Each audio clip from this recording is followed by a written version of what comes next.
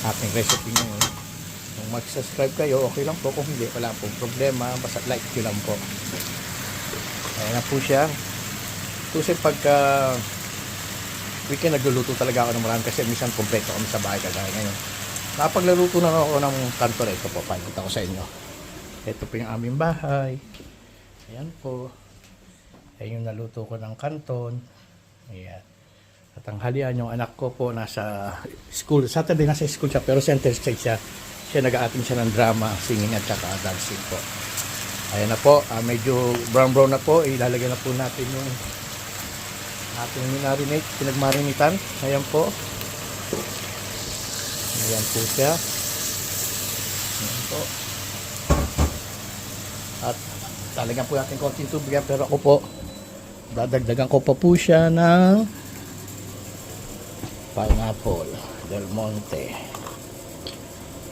para mas lalong malasa. Yeah. Yan po. Ayan na po at lalagyan po natin siya ng konting tubig. Yan po natin ang pinagbabara natin kasi matagal din yan lumambot eh. Kasi gusto ng anak ko ay malambot. Yan. Kaya ano lang natin, mekos lang natin. Konting asukal lang ang nilagay ko dyan kasi yung pineapple matamis, medyo matamis na yun. Tatakpan po natin yan.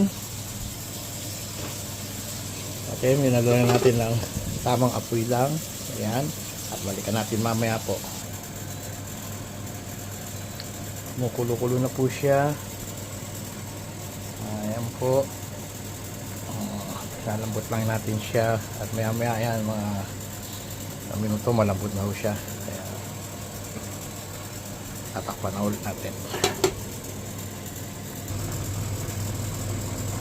Lapit na po siyang matuyo. Ayan na po siya. Malambot-lambot na po. Konti na lang. Hintayin natin. Sarap yung tuyo-tuyo para kakapit yung sauce niya.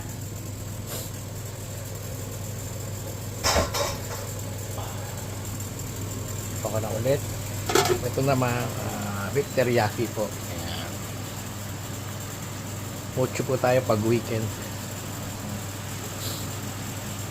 Para matira man pwede siya sinangag bukas sa almusal. Ito na po ang ating pork tumba. Luto na po siya.